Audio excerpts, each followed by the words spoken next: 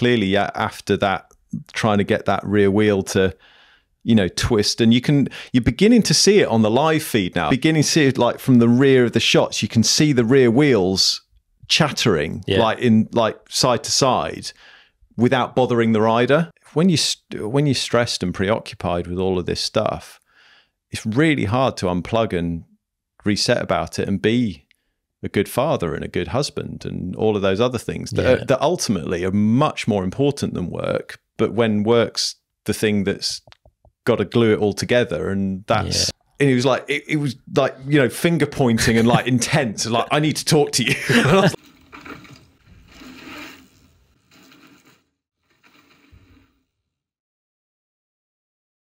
Si Turner, welcome back to the Downtime Podcast, mate. It's been a wee while. How's things?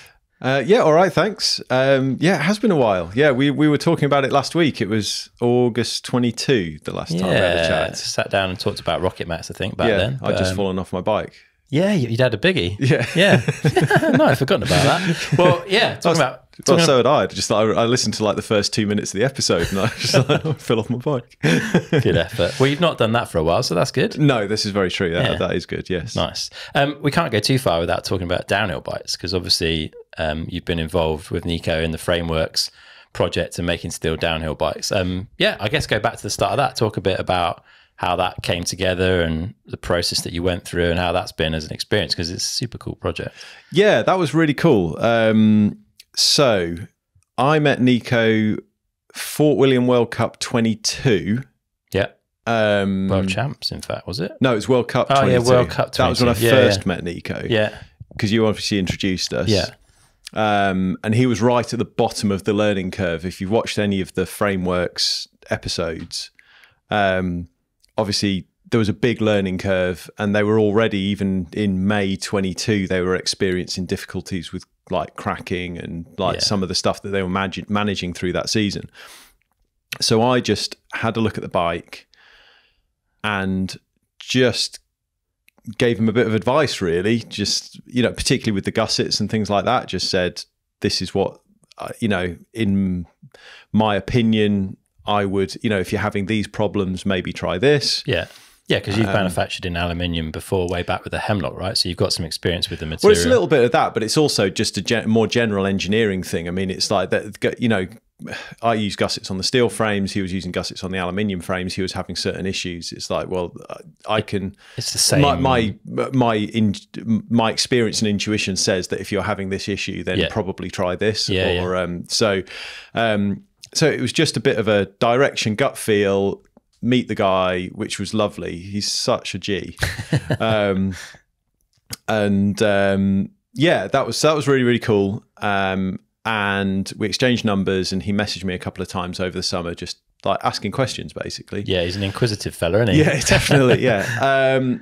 And then in 2022, I took the whole Cotic company, everyone in the company, to Leger Worlds as a thank you for hanging together through COVID, basically. So although it wasn't just a holiday, we did get to do some riding, and it was absolutely brilliant fun. We did have a booth. Yeah. But we were rolling down the hill from our chalet, which is halfway up the hill, and Leger is mad because the event, if you've never been, it's wild. The event is literally in the town. Yeah, it's the whole of the town. And like, there are pits on people's driveways and like, you know, in the sides of buildings, and you go around a corner and it's like, oh, they're specialized, you know, it's mad. It's really cool. But we were rolling down the hill, and on one of these driveways was Atherton and Frameworks. Yeah. And I rolled by, and it was all kind of closed up. But I was like, oh, cool, I'll go and say hi to Neko at some point. And I was stopped like 100 meters down the road, because that's where our other accommodation was, where some of the guys were. And Neko rolls down on his training bike. I was like, oh, hey, Si. And he was like, it was like, you know, finger pointing and like intense, and like, I need to talk to you. And I was like, okay then. All right. So I said, come by the booth. And anyway, Neko and Ancho came by the booth the following day, and we had a long talk. He was still having trouble with cracking the aluminium frames, and he was racing like the least cracked ones, it was which insane.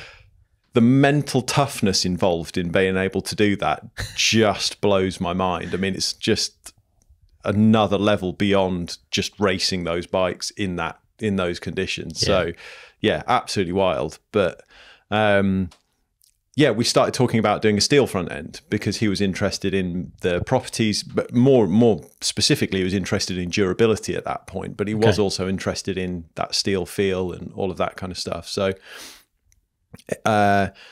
he gave me a bunch of specifications for how the frames were built. Those very first Mark I frames were built. When you say specifications, are we talking like geometry and things? The geometry came later when I was actually laying out the frame. This was actually more specifically tube sizes and thicknesses. Okay. Like what, if you're having cracking, what are you dealing? What are you dealing with at the moment? Yeah. So that all went. We had the whole event, and it was great fun and all of that. Spoke to Neko again a couple of times during the event. And then on the long drive home, this was turning over in my head, and I started doing some hand calcs and just real first year statics, second moment of area. Like if you're an engineer, you know what I'm talking about. You make it sound easy. I've forgotten all of that. Just started working out roughly what the stiffnesses and strengths of the tubes in his front triangle were. Yeah. Working out in the aluminium version, working out what the stiffnesses and strengths of an 853 tube set would be. Reynolds 853, which is like the really high strength steel that we tend to use for most of our bikes, certainly all of our drop link bikes. And the numbers that were dropping out the bottom were like, well, actually, I mean, even though it was even though he moved on from that for the Generation 2 frame, which he's had no issues with at all, at the time, I was like, well, the down tube that we use on our enduro bike, because we have a custom drawn down tube for our enduro bike, that down tube is stronger than the down tube you're using on your downhill bike. Yeah. So that World Cup racing. For World Cup racing. So that was the point at which I was like, oh, okay, we're in the game here. It's not like I've got to come up with something completely new or try and get Reynolds to make something they've never made before. Yeah. We could actually make something which is easily more durable than what is on now, without basically from a lot of the tubes that I was already using. Yeah. So that was the basis of the first bike. That was built by Five Land Bikes, who are our UK frame builder, who make all of our full suspension bikes. Yeah, up in Scotland. And so they built a couple of those, and that was, and then Neko did the testing on those. No, Neko didn't do the test. He broke his hip, didn't he? Yeah, he was broken, wasn't he? Yeah. Yeah. So Neko broke his hip early in the season, but he got a lot of other people to do testing on the steel frame during kind of March, April 23. Yeah. And the feedback is that timing wise, it was pretty inconclusive, but there was definitely a feel to the frame which was different and more comfortable, and all of the Dan Roberts, who's the other engineer on the job, who works for Raw as well, he rode the bike, and he said it had this he said he's never felt he said he's never got up to speed on a downhill bike so quickly. He said it had just like a calmness to it. So these are all the performance advantages that when I say we use steel for performance for Cotic, these are exactly all the things that I'm talking about. Is like performance isn't just, weight, which is this metric that or everyone, stiffness. Or even stiffness is like, or like maximum stiffness isn't necessarily the thing. Yeah. I mean, the thing with MotoGP bikes, as a bit of a digression, they started making them out of carbon fiber a few years ago, and they became unrideable because they leaned the bike over so far if you think like this, if you think the suspension basically goes up and down in the side view, if you're looking at a rider going along, the suspension goes up and down. If you're leant right over, suspension isn't doing anything. The forces are still going up, and the suspension's like almost 90 or certainly like 70 degrees to it. So the flex of the frame was what was giving the bikes the traction through the curves. And that's exactly the thing that I feel is the advantage of using steel in a mountain bike setting, because those when you're leant over and you're in those chattery sort of situations, that's where you get the advantage. So that was generally the feeling, that it wasn't any slower and than the aluminium bike. It definitely had some different ride characteristics. So Neko was interested in this, but by this point they'd moved on to the Generation 2 aluminium frame, which is pretty much the basis of the production frame that they'd done. So the one with the sideways shock and the little shock shuttle and all of that kind of stuff. So Neko wanted some more steel frames for testing. And I said, well, there's no point building any more of the old ones. So let's figure out how to do some Gen 2 frames effectively. So basically it was the same tube set, but with the new layout and for the new shock and all of that kind of stuff. And the 5-line guys designed a little 3D printed shock mount so that it would all like fit together. That was the raw frame that Neko raced at Worlds 23 in Fort William in August, cool. Which was really cool. And that for me is like, I've been a fan of the sport and riding bikes since I was 11, and I grew up, watching guys like, Tomac and Jason McCroy and like Petey, in the early days, and all of these guys, and Neko, Villiers and all of those guys. And then and we're not a race we never set out to make race bikes particularly. We make bikes for riders. So to be at the World Championships, having someone race a bike that I've designed was just like, just like 11-year-old me was just like, oh my God. I mean, 47-year-old me was pretty stoked. So no, it was amazing. It was absolutely amazing. And Neko's such a great guy. He's so well, and like the team, Ancho and all the guys, they're so welcoming. So sort of going in the pit and we're chatting about the bike, and it's just like, it was such a great experience. So that was really, really cool. So that was great.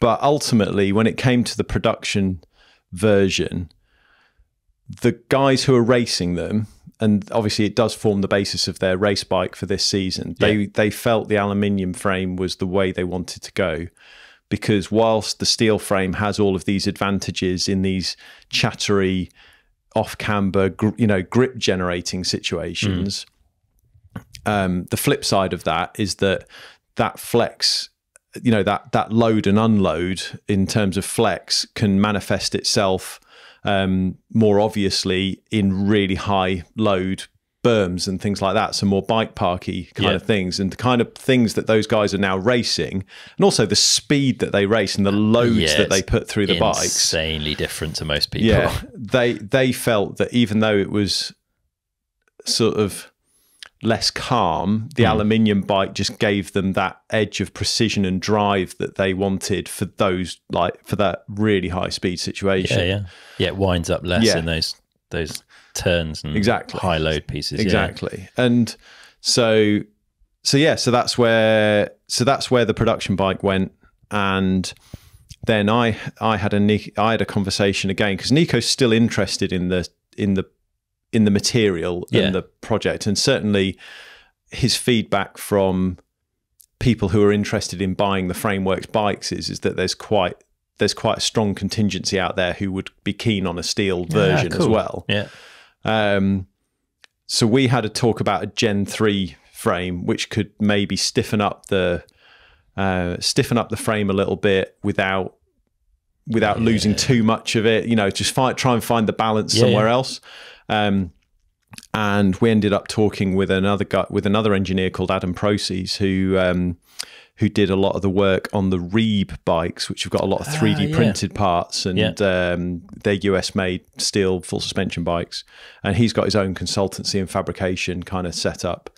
And as for those bikes, we used a 38mm down tube on the bikes. It was basically the Rocket Max down tube, but tweaked. And Adam uses a 44mm down tube, which is custom drawn by a different company, but is similar strength to the 853. Okay. But you can't bend it. So the thing about the one we use is we could get a bend in it, so we could make it fit around the shock. Yeah. So then Adam was saying, well, we need like a 3D printed elbow to make that work, and then we still needed the 3D printed shock mount, and there was all these little bits and pieces, and that was the point at which I sort of stepped back a little bit and said, this is now outside my wheelhouse, because I don't use 3D printed bits. Yeah. This is your down tube. You've got a fabrication facility to actually make this thing. So we had a long kind of design startup meeting effectively, and nailed down the spec of the frame, and then Adam's kind of taken it on at that point. And the frame that Neko was racing the last 2 races is that frame. Yeah. So that's where we're at with it. I have chatted to Neko about the potential for making some, but that's all very dependent upon, and I hope that it will be, we're exploring the potential for a collaboration on that, but we don't. But at the moment, it's about Neko being happy with the bike. Yeah, 100%. And then we'll just see where we get to at the end of the year. But yeah, what an exciting thing to be part of. Super cool, super cool. And like, I mean, Neko obviously sees the benefits in the material, right? He's gone back to that steel bike again, and I think he was enjoying, as much as anyone enjoyed riding Val Sol last weekend. I think he was enjoying there, but he hasn't had the time to back it yet. And I know that's what he wants to do before he lays down his cards and says too much about how they compare in that latest steel version. But hopefully we'll hear some results in the not too distant. Yeah. I mean, I think the other thing is that I don't necessarily think that it's disparaging towards steel that they chose aluminium for the current race bikes, because it's a very specific use case, and they're very, very high level riders. And it's kind of like, I think it might have come up on the live feed or something this weekend, but so they were talking about skis, about how like, a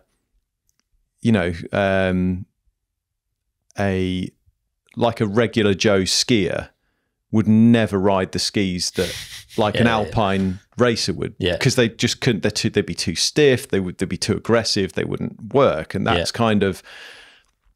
that's sort of where I see this kind of fitting in, because the whole thing about the fact that the bike is calmer and looks after you better and quicker in more situations feels like that's what the vast majority of riders are going to get the most. That's going to get the most out of the vast majority of riders. So I see it as more of a horses for courses thing, rather than this is better than the other kind of thing. For sure. Yeah, I hopped on Oisin's bike recently for a quick spin, and we're not dissimilar in weight, and it's ridiculous. Like you always hear like pros bikes are stiffer. Yeah. And I'm not talking like in flex here, but in like suspension setup, oh my God, like next, like way stiffer. Like they barely move with the amount of load that I put into a downhill bike. Yeah. So, and you're thinking, how hard are you hitting stuff to make this effective? Yeah, and you suddenly realise why A, they're as good as they are, and B, like the level of force that they're putting in stuff and how different that is. So it's no surprise that like a steel bike that might feel really good for one of us might be a little bit too soft for someone at that level. But we're seeing more of it, right? So Amory Piron has had those like chromo chainstays. I went and hung my nose over those when I was at Fort William,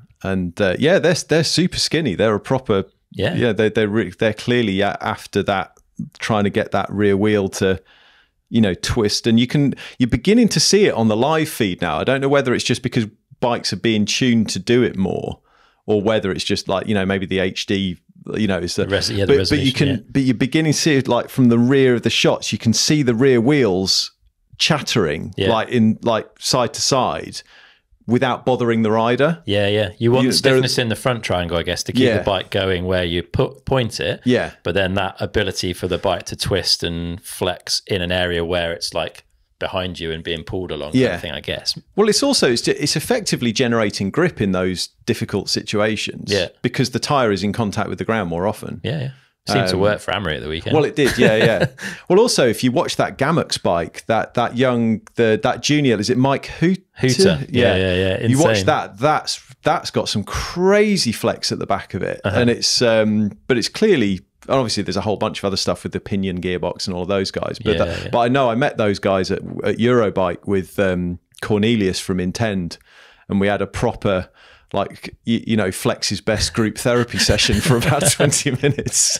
That's nice. I love like the different things people take away from the live feed as well. Like you're tuned into that, so you see it, and then other people pick out different things. So definitely. Cool. And so you mentioned the weight, something people always talk about, but Pinkbike did a weight of downhill bikes thing from Leargang, I think it was, and Neko's bike was in that, and it was pretty much bang in the middle of all the bike weights. So. Well, it would be, because it's so the frame weight is like the least interesting part of a bike's weight. It's the one thing that people always ask you about, and it's quite frustrating as a steel frame manufacturer. Although I've touched a nerve. No, a little bit. Although it's getting less so over the years as everything else gets beefed up, and actually steel frames aren't actually that heavy in the grand scheme of things these days. But yeah, it's so influenced by what you're bolting to the bike as well. Because, you know, I think Neko said that the current steel frame is a couple of 100 grams heavier than the aluminium frame. Well, that's not even the difference between having an insert in the rear wheel or not. It's pretty easy to shift that in what you build the bike with. And again, it's like that argument about weight versus weight isn't the only element of performance. So if you're willing to add the weight of an insert to improve your performance because of the benefits it brings, well, why not a steel frame? Like, you know, if you're, you know, this particular track is super rooty and off camber, and there aren't that many berms, and there aren't that many kind of big lateral load kind of twist inputs, but I need to generate grip in slick conditions. I'm going to run the steel frame because because that flex will give me, you know, I'm going to exchange that 200 grams of weight for the flex and the grip and the drive in those tricky bits that will give me, and the calmness, because that will mean that I'll be in a better position later in the race. So it's like anything. Weight's just one facet of performance, and steel, just like all the other, you know, sort of, but steel has all these other facets of performance which it brings.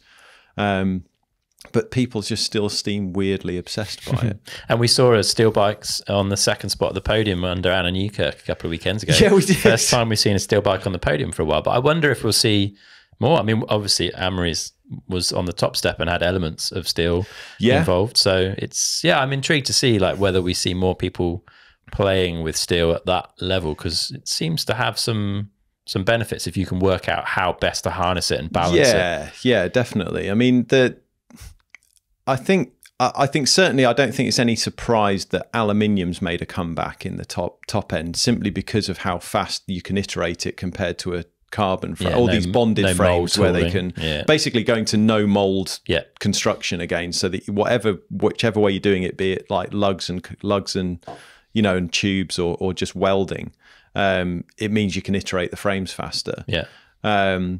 So that doesn't surprise me. Whether people come in with steel, it depends on how much of an eye they've got on production cost, because ultimately high strength steel is a lot more expensive than aluminium. So if you're looking at hitting a price point like Commensal, for instance, if you're looking at hitting a price point for a bike you want to sell, you know, a few hundred of, you're never going to build it out of, you might build some, you know, if they see an advantage in it, they might build some for the team. Yeah, okay. But the one they're going to sell to the public isn't going to be made out of 853. Yeah, yeah. You know, so that's the other thing that kind of gets lost in this a little bit, because it's a metal bike, not a carbon bike. You know, people understand that carbon is more expensive. Hand making a steel frame is not a cheap enterprise. Certainly not if you're using really good quality steel. So it's like, you know, it is a more expensive option. So you're much less likely to see the mass producers going for it. But then they might put elements in, like you say, with Amory's, you know, chainstay. That's there, and and Anna riding that contra bike. That's that's such an interesting design. There's so much clever stuff going on with that. So that's really cool. Yeah, I think probably the last steel bike that was on the podium was probably one of those Sun Radicals back in the day. Could well have been, eh? Yeah, under Neko, one of those guys. Yeah, because all those Sun bikes were steel. Yeah. There you go. They were doing all right, weren't they? They were pretty good. They knew a thing or two. Yeah, some of that stuff we're still like, that's what they were doing back then. We're getting up to now with all the sort of data acquisition stuff. I mean, we've moved further on, but like, there's definitely a drought in some of the behind the scenes stuff they were doing, I think. Oh, definitely. Definitely. Up now, but super interesting. Let's talk a bit of Cotic stuff as well. Obviously last time we spoke was a bit after COVID, and it's been a turbulent time for the industry ever since, really. I think there was this boom in COVID where everyone was at home and bike shops were allowed to open, and everything went crazy after a few quiet weeks initially. But since then, like, getting back to some semblance of normality for the industry has been challenging, and there's been a lot going on. How's that panned out for Cotic? What's been going on for you guys? It's hardest year of my life. Okay, the last year. Because you played you played COVID pretty well, right? You didn't end up, like a lot of brands ended up overstocked. Yeah, we ended up in a bit of a either or situation, which was a bit weird. So we didn't end up overstocked. We ended up with a bit of overstock on parts, but not. But we didn't, certainly at the start of 23, we thought that was probably manageable. Okay. But the issue we had through 23 is we just had a huge we just had a huge problem with our frame vendor in Taiwan, which meant that for all sorts of reasons which we still don't fully understand, we didn't get a frame delivery from Taiwan for 15 months. Wow. So in the midst of 2023, we pretty much ran out of frames in our Taiwan made model lines. Yeah. So good job that you had UK built frames so we had from Fiveland. So we had UK made frames from Fiveland. So all the Droplink bikes were still in production effectively. So which was amazing. Yeah. And we had some unbelievably patient and supportive customers who were keen on the bikes and willing to wait. That's cool. Which was brilliant. But yeah, obviously that made life very difficult, because ultimately, because although overstock is a real problem, you've got stuff to sell. You might not be making any money at it. But you can churn some cash. So yeah, that became a real problem for us. And obviously the issue there is that massively exacerbated the only overstock problem we really had was with one of our suppliers, where we'd ordered stuff on 500-600 day hand waving lead times back in like March 2021. And we're in the middle of 2023, and and they're saying you need to take all of this stuff, and we've literally got, what we're going to do with it? We've literally got nothing to hang this. Where? So the lack of frames thing, was that, I think we talked about it a bit at the time, like there was a nervousness So a number of companies obviously were struggling, and some smaller companies were going out of business. Yeah. And these large Taiwanese frame builders often build for multiple companies. Yeah, they do. And Absolutely. They were a bit twitchy as to, okay, we've seen some of our customers go out of business. If we build these, we don't know if you're going to still be able to pay for them. Was there an element of that? Yeah, that's definitely the case. Basically, what happened is we don't use the biggest. There are basically three main steel builders in Taiwan, and we use the smaller of the three. Yeah. And he has, and by smaller of the three, they don't only do steel; they do aluminium. Yeah. And by smaller of the three, I would say they make about 10 to 12,000 frames a year. Okay. In a good year. Yeah. Of which we are about a little under 10% of their business. Yeah. That's still significant. So we're not the biggest customer, but we're not I don't know whether we're the smallest, but we're not insignificant. But you'd hope they wouldn't want to lose 10% of their business, basically. Exactly. So so what it turns out that had happened after a few months of wrangling and trying to figure it out was that basically all of their other customers cancelled orders on them when they were in production with stuff. Wow. So they were kind of left holding the baby with a lot of frames that they didn't even know whether they've still couldn't sell. So you sort of got burnt by other people's and we were there saying, well, we had an order schedule in until the end of from 2022 to the end of 2024, where things should just be dropped about every I think it was about every 8 weeks. Okay. A drop of something. Yeah. Escapades, Beefy Maxes, Solaris. Yeah. The hardtails, the gravel bikes. Yeah.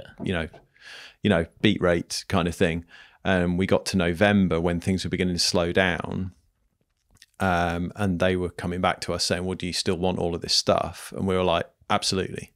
Because we absolutely did. We had pre-order. We had literally people waiting for for even by then we had people waiting for Solaris's particularly. Yeah. And I said, yeah, absolutely. Things are slowing down a little bit. So instead of every 8 weeks, let's make it every, 10 to 12 weeks. Yeah. Here's a new, nothing is cancelled, but here's a new delivery schedule and it'll take us into, middle of 25. Yeah.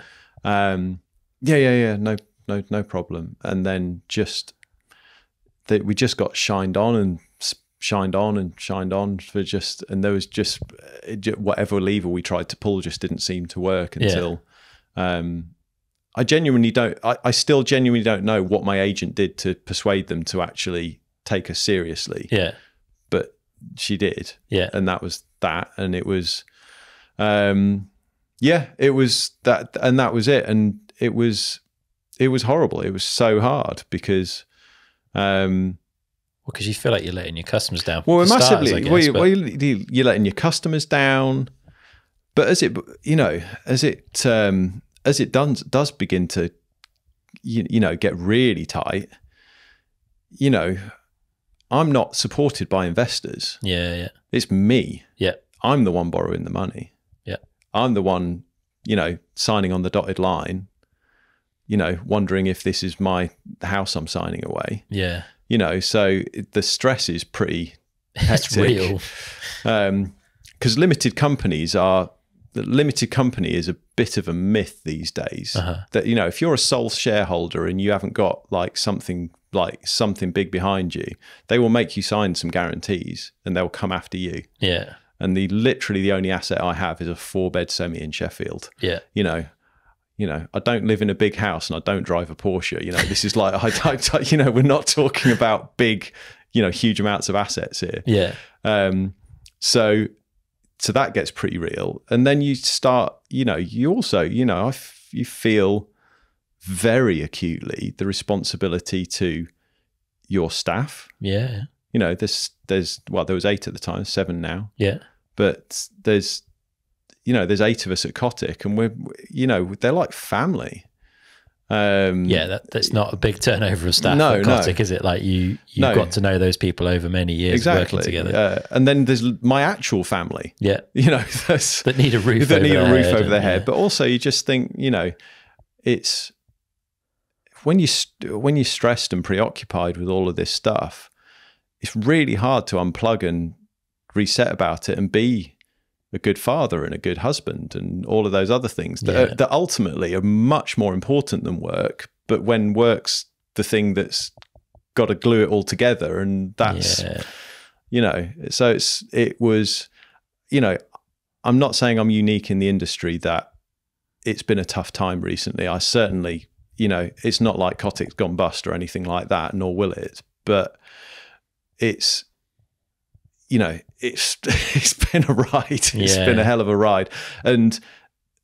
frustratingly, it kind of knocked on the head something which, because I've known for years that being exposed to a single vendor is the biggest risk to Cotic. Mm-hmm. The problem is that I'm not big enough to do anything about it. The last time we tried to spread our bets in Taiwan between a couple of vendors, our first vendor found out about it and basically said, we don't want to work with you anymore. Right. They've got such a strange sensibility like that to a European. It's a cultural thing. I'm not saying it's right or wrong. It's just different, and it's a little bit hard to get your head around. But they are kind of like that, unless you're buying more frames than they can possibly make. That's the point at which they understand that you probably need to go and buy some more from somewhere else. But when you're talking about a few hundred or sort of low level thousands of things, they're not. That's not the case. So I've known that for a long time, but there's very little I could do about it. Obviously, we onshored with Fiveland in 2018, and that's been fabulous because those guys are so good. We've actually got like a massive like insulated part of the supply chain, and they're so responsive as well. That's the other thing, is that when we got a bit short of, I think we got a bit short of jets in the middle of 2022, and we got a delivery date from Taiwan for like for like 5 months away. So we did a limited run in the UK. That's it. So just don't make rockets and rocket maxes for the next like 2 months. Just make jets. And we made a big thing about it, and we did some beautiful photos, and Hope helped us out with some parts, and it was brilliant. And that's now, even though it does push the price of some of the Cotic products a little bit further up market, that's my focus coming into last year anyway, was to onshore more of the production, because we've moved to this big premises, which was in start of 2023, after about 5 years of looking. We finally found somewhere to move to, and so we've got a new HQ. We've got more space for everything. You had very much outgrown the old. We were like literally like we were, if it was busy and we just had a shipment, we were literally working under event easy ups in the yard. It was that. So now we've got great space, great workshop, great storage, great showroom, all of that kind of stuff. And we've actually got space to have a small production facility in there as well, which we were working towards in 2023 when things began to get tight. And I was just like, this is just, I mean, obviously I didn't want it anyway, but like, you're just there going, if it just been 3 months later, we might have actually been like, so we still haven't managed to get that up and running. That's still an aspiration. But that's where working with Fort came from. So now we have, now our Solaris hardtail is built in the Czech Republic. That's super cool. Which is fantastic. And they're just such nice people, so committed to getting it right. Incredible finishing. It's powder coat finishing. People say, like, because we normally get paint. All of our other stuff's painted. So this powder coat finishing, you would never the finishing is insane. So it's just this beautiful thing. So going to be working with Fort, hopefully do more with them in future, but at the moment it's that, the Solaris is there. And obviously we onshored everything at the end of last year for the drop-link bikes. Now Fiveland make all of those. Okay, they make the rear ends as well as no, the front not ends. the rear. But all of the model lines. The Jet was supposed to be made in Taiwan. So yeah. So we've got a bit more. We've got a bit more of the stuff in the EU, and we're still on the lookout for. We'd like to do more ourselves. We'd like to do. I don't think we'll ever completely come out of Taiwan because we still want to. Because they do good work and they still offer people that kind of value. Mm-hmm. But it's also working into the whole thing with Cotic's, environmental kind of stance. Yeah, which has always been part of it, but definitely as I've learned more over the last couple of years, the fact that steel is the lowest impact thing you can make a frame out of. Yeah, that's very, it's another one of those. I don't know whether performance is the right. It's another one of those reasons to use it, which is separate to the one, like, how many grams it weighs. It's like which people get focused on. It's that other great thing, and and things like, and obviously when Reynolds did their piece on the materials and the different things like that, they found that the biggest impact they were having was shipping the materials to the Far East to have them and then shipping them all the way back. So the less we can do that, that's the biggest chunk we can do for the world. We've committed to stop using titanium. Okay. Because as a result of that Reynolds piece, we found out that titanium's almost as impactful as carbon fiber. Whoa. We knew carbon fiber was dirty from the Trek reports. More than 3 times the amount of carbon dioxide in an aluminium frame, and steel's less than an aluminium frame. Yeah. And then I don't think that necessarily accounts for the fact of the recycling piece, where the steel that we use is 95% recycled already and can be completely recycled or repaired, whereas obviously carbon is plastic. It's literally plastic with string in it. That's what carbon fiber is. It's made out of crude oil and then you put it in landfill. It's not very nice stuff. And titanium, as a result of the amount of energy that it takes to make and how difficult it is to recycle it, that's right up there in terms of carbon impact. So when we learned that, we sort of committed to saying that, well, that's no longer an option for us. Because we were getting asked for the gravel bikes, particularly, like we'd be doing a gravel, a tie cascade, and because we've got a bit of form over the years. Yeah, you've done a few. It's the soda for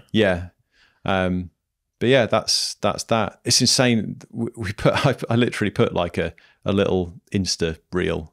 We're not doing this anymore. This is why. If you want to learn more, there's something on the, and it's our most viral reel by a mile. Because it's controversial, I guess, maybe. Controversial to try and small brand stops making like a handful of frames a year. And but the amount of, whataboutery and climate denial and, oh, but you've made them before, just like everyone's learning, right? That's it. The whataboutery is both, it's kind of funny, but it's also really disturbing because it's the kind of thing that closes down a lot of these conversations. Yeah. And it's like, what about the fact you've done this? Well, we're not saying we're perfect, and we're not saying we were perfect in the past. What we're saying is that we're trying to be better now, and these are the reasons. Just a bit better every day. But trying to be a bit better every day. That whole thing, and that's damaging in all sorts of walks of life. But that was pretty eye-opening to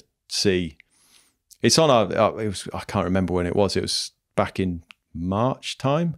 It's on our reels on Instagram. If you want to scroll back and find it, you'll be surprised. the comments is interesting. Yeah, interesting. And so obviously we've been through this understock phase in 22, 23. Yeah, and then 2024 has been, well, the whole winter, I think, certainly in the UK, but it sounds like pretty much everywhere has been insanely rough from like a weather perspective. And we've got, because of the overstock still in the market, most of the brands that over-ordered are having to discount, right? Like you said, they're trying to, you can't, maybe they're not making money on these things, but they're moving cash around. So we're in this, the customer expectation is of a discounted product. Yeah. You don't technically need to discount because you don't have this surplus of product, but you're working in this market where A, the weather's been awful, and B, everyone expects a discount. Yeah. So you've gone from understock to like really challenging market conditions. That's exactly it. Is on a micro level, supply and demand, yes, exactly that. We're still a bit short on a couple of model lines, but realistically, we should be charging full price for them. The reality is that that's not the case. And we've come under a lot of pressure from one of our suppliers to take some stuff that we weren't necessarily capable of taking. Yeah. So let's talk a bit about that, because there's this, back in COVID times, everything just disappeared. You couldn't get anything. Lead times went crazy because the Far East were off and whatever, and we're trying to catch up. So people were placing orders, and a lot of people knew they weren't going to get their full order, so they kind of overinflated. So even if they got half of it, they had what they needed. That's it, yeah. The suppliers obviously were then trying to meet the demands of that, but then things happened and the world started to go back a bit more to normal, and there was this, at the top of the supply chain, I guess, they've been fulfilling these huge orders for everyone, and then the demand for those huge orders has sort of gone away. Yeah. And I guess everyone in the supply chain has got a bit protectionist maybe, and sort of trying definitely. to like... Oh yeah, I mean, there's definitely that.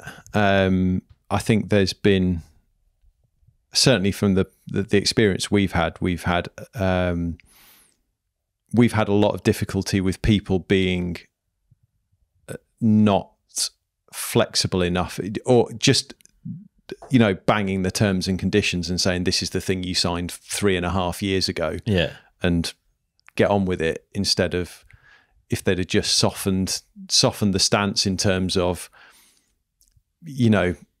being flexible about who took what parts and things like that, rather than it you must have this stuff because you ordered it.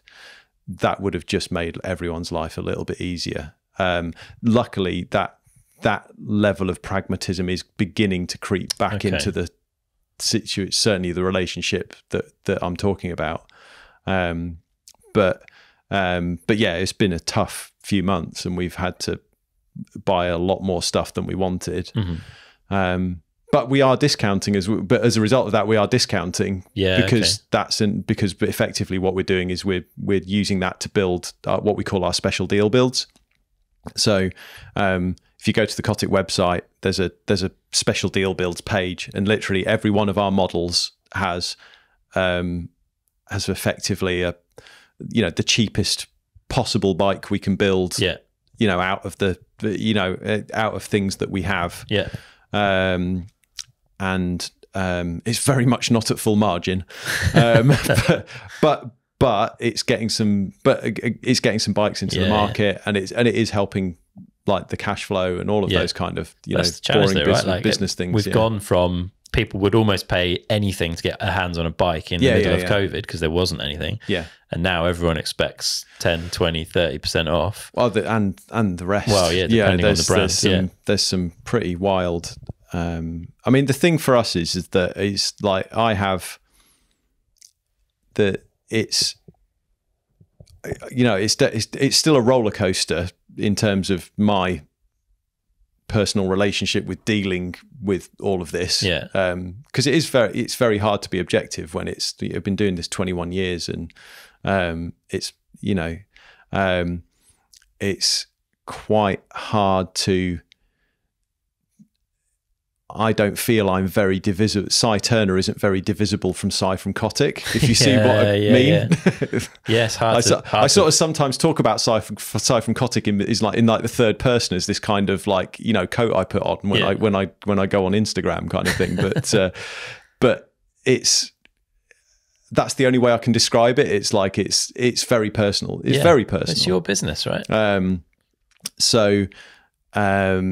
And like I say, we don't have investors, so a lot of it is on me as well. So, and while the team are amazing at doing what they can to spread the load and support me and support each other, it's still tough.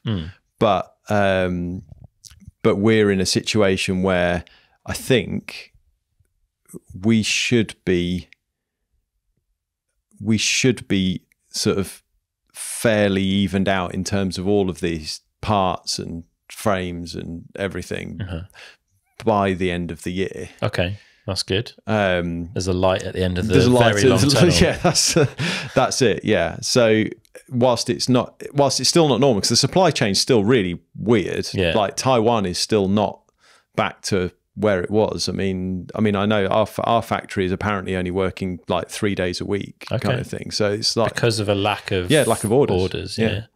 So it's still weird in the supply chain. Yeah, there's a turbulent element to it. But I think we might be tiptoeing back towards some level of normality is the wrong word. We will be tiptoeing back to some level of regular operating, like a stability, regular operating procedure in terms of, you know, we are nearly run out of parts, so we should order some more. You know, on a 90-day lead time, kind of that kind of thing.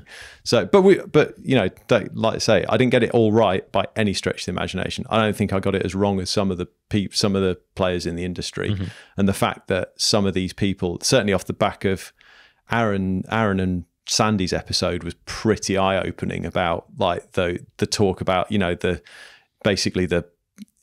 bidding war with the investors, and then them just saying, well, staring them down and saying, well, you better order all that stuff then. I mean, the fact that that's so profoundly and personally affected me, people just playing, you know, roulette with these investors. People very, very high up in investing companies that don't really necessarily understand the market or care about mountain biking. No, exactly. That's upsetting to me. Yeah, because it's caused you two or 3 years of Well, it's not stress. 2 or 3. It's literally the last 15 months. Okay, like that's almost like the thing that almost gives you a nosebleed. Is like we were, you know, March, April 23. We were in the new premises.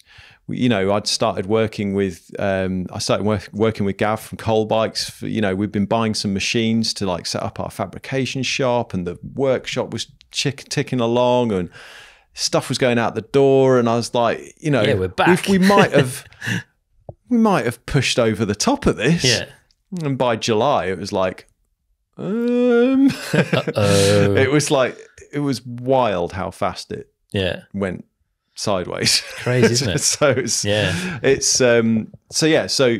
But that's also kind of the thing that you just sort of hold on to and gives you some optimism, is that when it does tick along, it's fantastic. It's just that trying to find ticking along at the moment is tricky, because like you say, weather, discounting.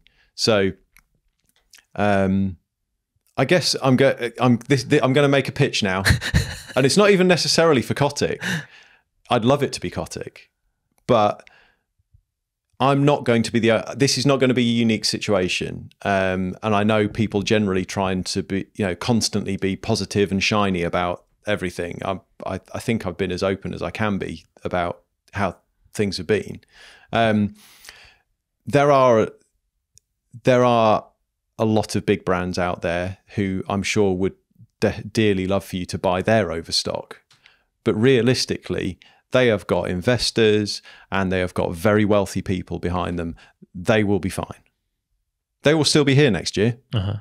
There's some small brands who are owned by riders like me who would really love for you to buy one of our bikes. And the best thing is that you're not even compromising by doing that. It's one of the things that I get. I was in the showroom a couple of weeks ago, and I had a moment where I was just looking around at all of our bikes on display and everything like that, and not, you know, at the risk of blowing my own trumpet. That's brilliant. That's brilliant. That's brilliant. That's brilliant. That's brilliant. I suddenly got so angry because I had to go for a little walk around the block. I was just like, these are brilliant bikes. Like, these are brilliant bikes. They're so fun to ride. They will last you for ages. They're a little bit different, so you stand out a bit from your mates. They just are. You know, you're getting an amazing bike. You're not just buying something with like you know, a 36-inch front wheel and a 24-inch back wheel just to be that guy, you know, kind of thing. These are amazing bikes that have got, and it's not just Cotic, there's a bunch of other little brands out there. So if you're even remotely interested in interesting brands like mine, like a bunch of others I could mention, buy one of their bikes. Buy a frame, buy a bike, buy something. Don't buy one of the big brand bikes just, you know, just because it's 50% off. Yeah. I know, you know, just spend that little bit more and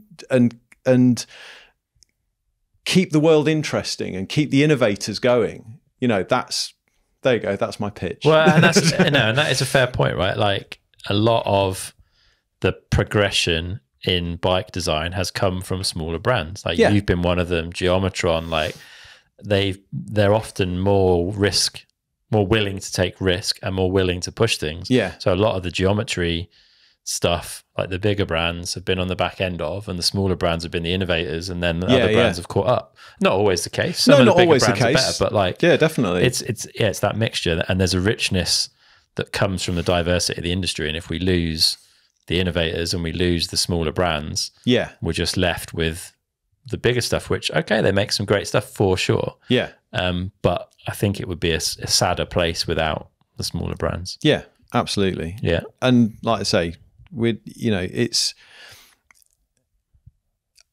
there's lots of them out there, and I'm sure like it doesn't, you know, like I say, I would love for it to be a Cotic. It doesn't have to be a Cotic, but yeah, just if you're into one of these brands and you've not bought from them before, or if you've not bought from them for a few years, just think about doing that. Yeah. I guess even a merch order's like a nice to have, right? Yeah, merch order for sure, but bike could be better. But bike could be better. But like I say, the thing about a lot of these little brands, particularly in the UK, is that it doesn't have to be a whole bike. Yeah, true. You know, that's the thing, is like standards have finally settled down to the point where we're back doing frame swaps again. We literally had a guy in the other week, full carbon, I won't mention the brand, but full carbon enduro bike. He'd had it 7 months, smashed it on a rock, you know, down tubes, got a, you know, bits of, you know, a huge hole in it, and bits hanging off it. And he'd got it for some knockdown price. And they wouldn't warranty it because it was a crash. Yeah, it's not a warranty issue, which is fair. It's, you know, he's crashed it. Yeah, he's and I think somebody, you know, and I think he got a quote to get it patched up in carbon, and it was going to be hundreds and hundreds of pounds. Yeah, and so he came and bought a Rocket Max, and he bought a Rocket Max and a headset and a bottom bracket and a bit of workshop time, and everything else just swapped over. And now he's going to have something that, you know, that will stand being dropped on a rock. It's quite shocking how many. I mean, I'm going into steer like metal evangelism here rather than, but it's quite shocking to me how many sort of discounted carbon e-bikes, particularly that friends of ours have bought over the last few months, who've already broken bits of them just from clipping them on a rock, otherwise known as mountain biking. Yeah, true. I can think of 3 in our WhatsApp group. I can think in the last year, and there's another 2 in my local riding group as well. Yeah, it's mad, isn't it? And that's like, and it's not that they've been, you know, they've been sorted out. You know, they've got, you know, that like I'm not saying they haven't had service. Yeah, but they've put a piece of carbon plastic in landfill after having a bike a couple of months and simply using it, which is not really how I think things should be done. Doesn't feel like the solution. No, fair comment. You mentioned e-bikes. We should talk e-bikes briefly, right? Because the market dynamic is changing, certainly in that like bigger travel kind of Rocket Max area. Yeah, there's less of that non-e-bike size of bike getting sold, I think is a fair summary. Yeah. And most people that are buying in that category are buying an e version. Where are you at on e-bikes? Like, how's that going? Because it's a very different challenge to a normal bike, and I'm guessing it has some unique elements when you're a smaller brand and you don't have the same volume that a big brand has to talk to motor providers and batteries and all this stuff. Yeah. So we we started the e-bike project in June 2019. Okay. So we have been definitely like on that bandwagon, but during COVID we finally got prototypes in November 2021, and they were aluminium. They looked basically like a drop link bike with a massive down tube. They were aluminium front triangles, internal battery, but they looked like a drop link bike. And they weren't quite right first time, but they were pretty good. And Fiveland built me a steel front end to hang an external battery off, to check the geometry changes I wanted to make. And then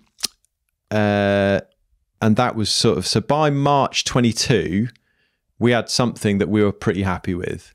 And we spoke to Shimano and said, because Shimano, so from the point of view of motor providers, just to touch on that, they're getting better. But certainly most of the motor providers aren't interested unless you're talking minimum order quantities of several hundred, if not thousands.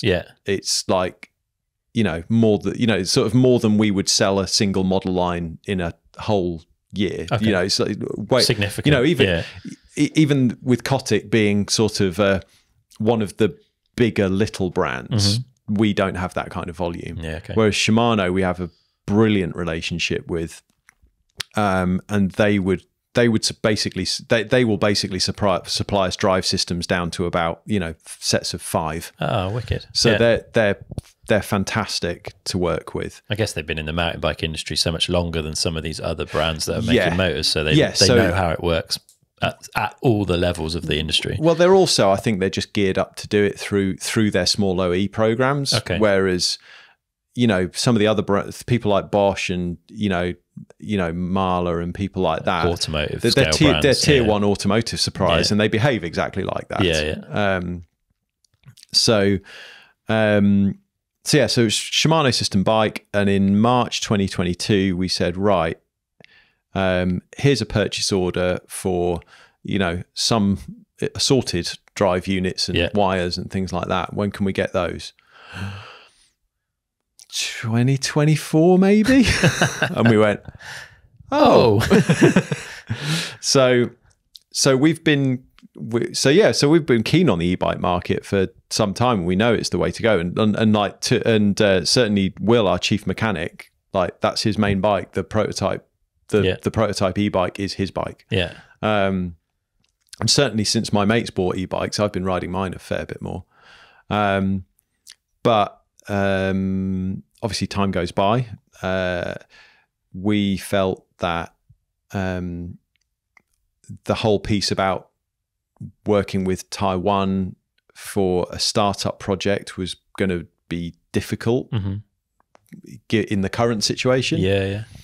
And also it was getting to the point where we felt it wasn't very Cotic. It was a good e-bike, and it had Cotic handling and Cotic suspension feel and all of that kind of stuff, but it wasn't, because it was aluminium, because it had the big tube aesthetic and all of that kind of stuff. And obviously things have moved on in the industry as well. It's like the rise of the lightweight e-bike and I've got to say, like my e-bike is a big power 25 kilo, 150, 160 bike. And I don't enjoy riding it in all situations in the same way that I enjoy riding my regular bike in pretty much all situations. I mean, I've definitely had a ride this year where we went and did an e-bike ride at Warncliffe, where my shoulders were considerably more sore than my legs from just wrenching the bike around through janky rockovers the whole day. I'm sure if I rode it more, I would get more used to it. But there's a feeling that the lighter weight bike feels like it's the way the industry is sort of moving. And all my mates have got lightweight bikes. They that was the way they went. Partly because of what was on offer at the time, but they felt that was So it's been interesting. So yeah. So anyway, long story short is that we are looking at developing.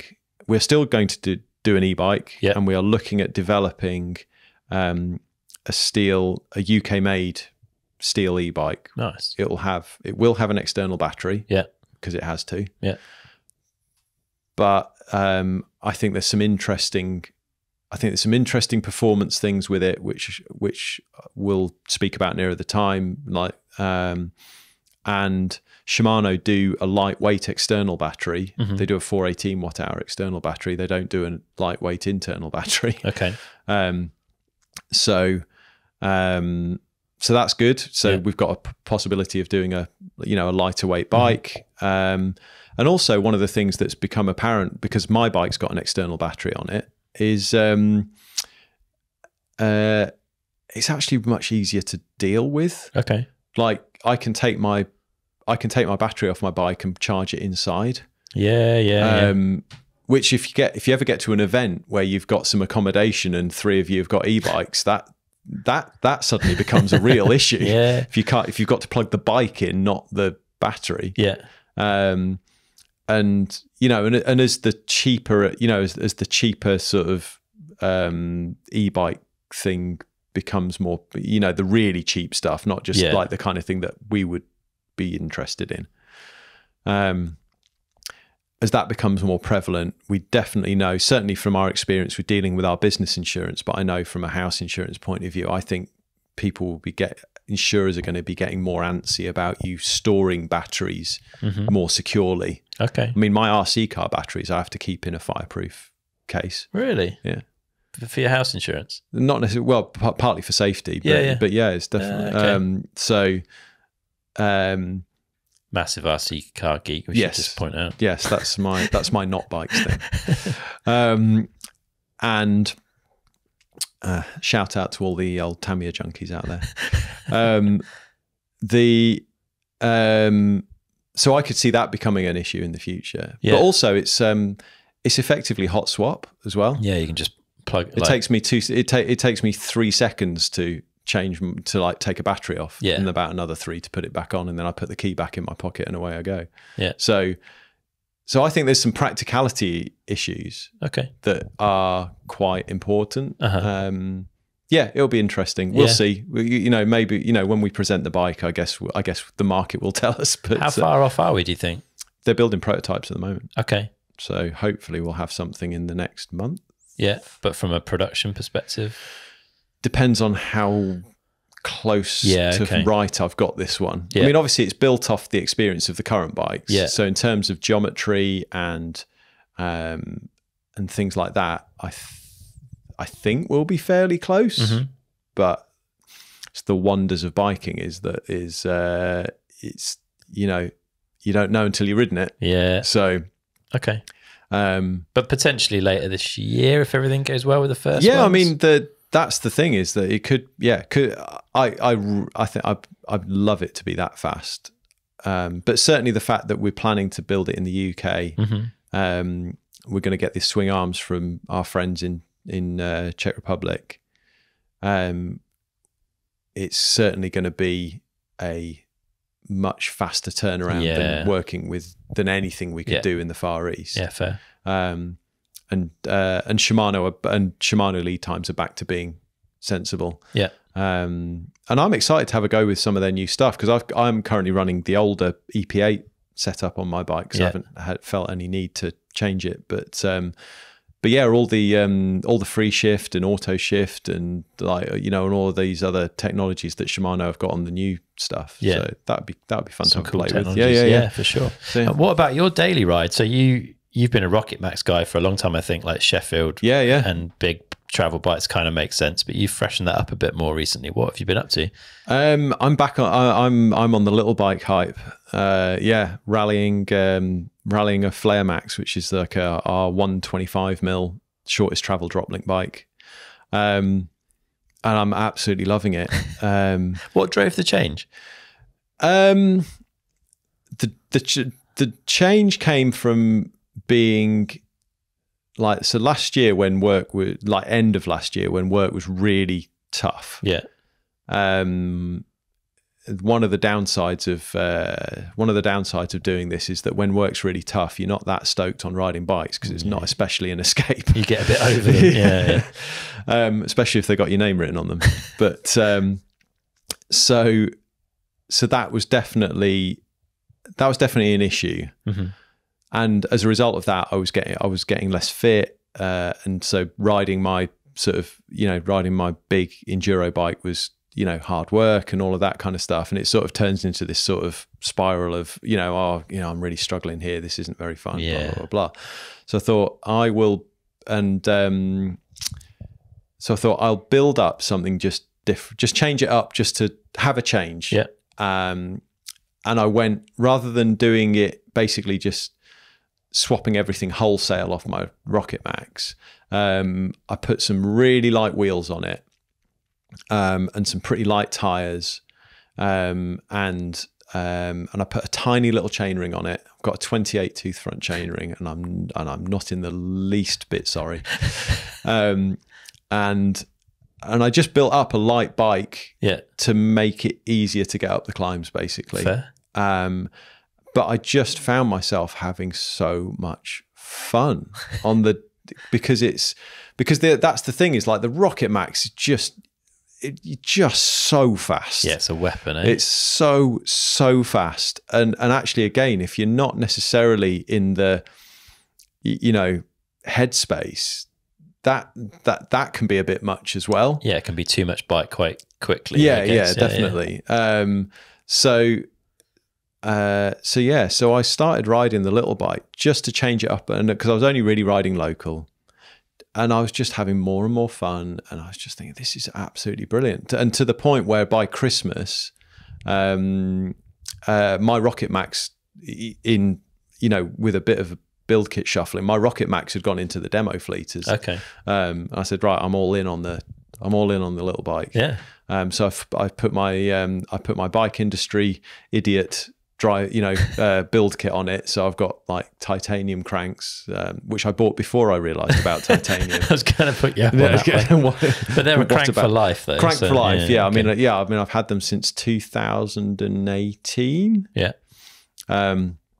So, and XTR and like all sorts of stuff, and